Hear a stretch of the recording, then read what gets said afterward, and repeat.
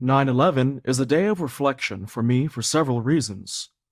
On 9/11, I found out that 1. I really was a Marine. 2. I was willing to die for my country. And 3. Islam is in fact not only a religion of peace, but the truth. Most people have no problem with 1 and 2 when I ordinarily retell this story, but number 3 is always met with hostility. Without going into the story again as I have 1,000 times, I just want to cover the main points.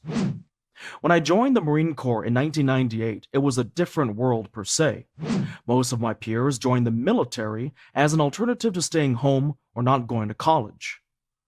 Given the gravity of the day, I knew something had to be done. I didn't know what, but I knew it had to be something. I began to think of all the Medal of Honor winners who gave their lives in the service of others. I never truly understood that, but on 9/11, something came over me. I knew that if those people were willing to do this, then I had to be equally willing to do whatever it took to defeat them. I remember around 10 a.m. before the base phone shut down, calling my mother, and she answered crying.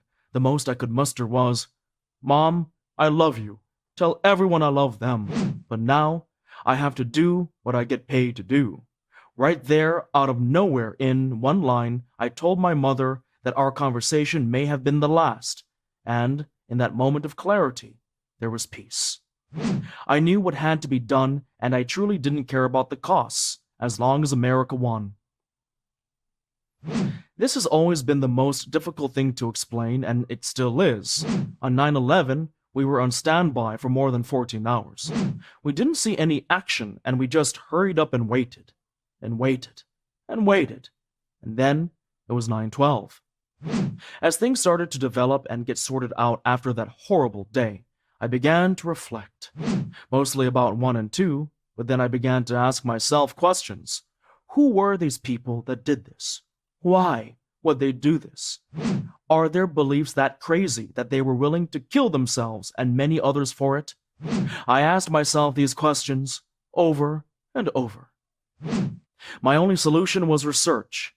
I wanted to know my enemy so that I may be better prepared to kill them. As a devout Christian, lay leader, Bible study leader, etc., I wanted to see this murderous book for myself so that I may be able to inform my friends, group, and congregation.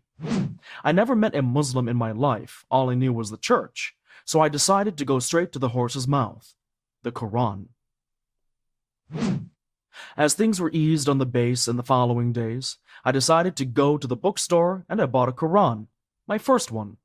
It was in complete English, no Arabic in sight. So, with a scornful look and disdain in my heart, I began to read. The very first thing I read was the opening. In the name of God, the most gracious, the most merciful. In the name of God, the most gracious and merciful. What in the world? I thought I'm supposed to be reading about killing Christians in the name of some other god or something. Where's all the violence and advocation of such against America? This opening sounded much like my prayers, so I began to read on. As I read on, I learned many things like God is one. Fighting is only ordained in self-defense against oppression. Respect for others' religions and places of worship. Muslims believed in the prophets of the Bible and in Jesus, albeit a little differently, but hey, there were Christians that believed the same things about Jesus too. In other words, I found none of what I expected.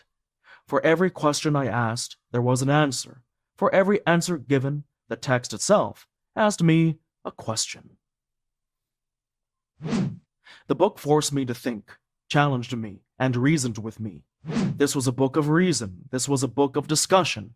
This book made me stronger in my desire for God. Any book that could do that in of itself, without the aid of a person reading it to me, had to have divine origins. Of course, this began to baffle me. Emotions began to be confounded at times. I didn't know what to think, but I knew one thing. I believed in this text, and I wanted to be a part of those who did. Obviously, those people couldn't have read the same book. We must be reading two different things. Naturally, all of this shook me at my foundation, my core, so the best I could do was share these thoughts with my mentor and pastor, my grandfather. I expected him to chastise me and tell me Satan was confusing me, but instead, he said he believes Islam to be on the same path as Judaism and Christianity. He believed that they all have a central origin and a central destination.